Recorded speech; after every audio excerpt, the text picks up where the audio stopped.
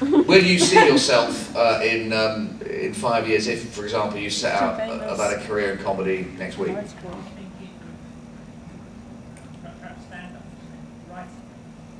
Writing or stand-up?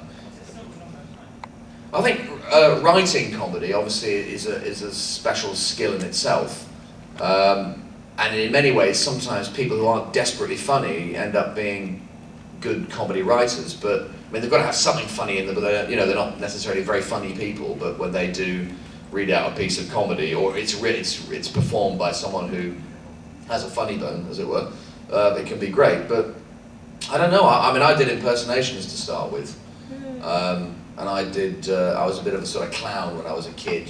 Sort of, just like kids do, sort of pulling people's, clothes off and running around. If you do that when you're 45, for some reason it's not quite so funny. Not that I've tried it. Even with your kids, come on, you've got to change that nappy. You try and change the nappy, it keeps hitting you. It all get very messy. But anyway, unfortunately it's on the nappy changing. This is a long way from your question. In fact, I'm going to take my jacket off before I think of a sensible answer. Take the rest of it off!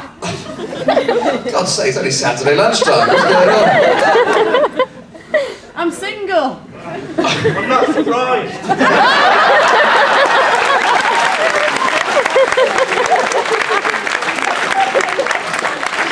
There you go.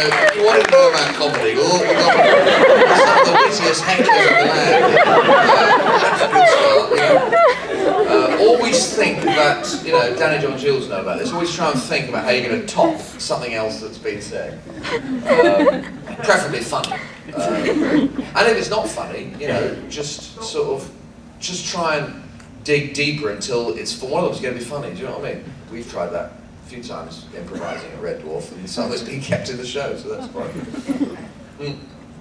But yeah, I mean, I don't know what position you're in now, but if you have got some stand-up material, I mean, people say there's only 7 jokes in the world. You've got to adapt your take on life to those 7 jokes, and sort of do a little bit of study, I guess. Look at the people who inspire you, who you find funny on television, and kind of, if it's stand-up, I don't know who do you like as a stand-up comic? Yeah, Peter Kay is brilliant. Yeah, I mean, he takes things from everyday life, like a lot of good raconteur comedians do, and he just has that fantastic,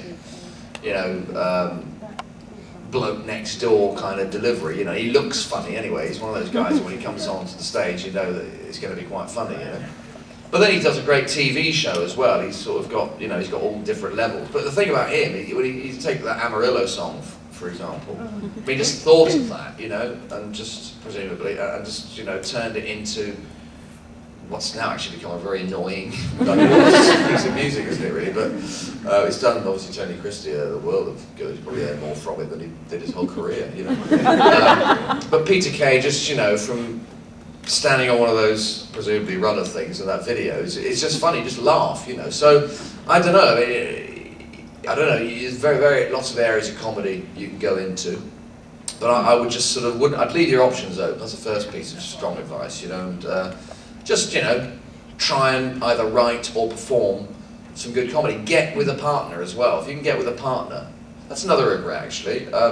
There's a couple of people, that I could have been just a long-term partner with in terms of, as a good writer, and we didn't maybe we didn't want it enough, but I mean, we didn't sort of pursue it enough. And but if you've got a good comedy partner, like Rob and Doug, for example, that's all of the Red Dwarf brilliance sort of grew out from their relationship, at university and college, I think,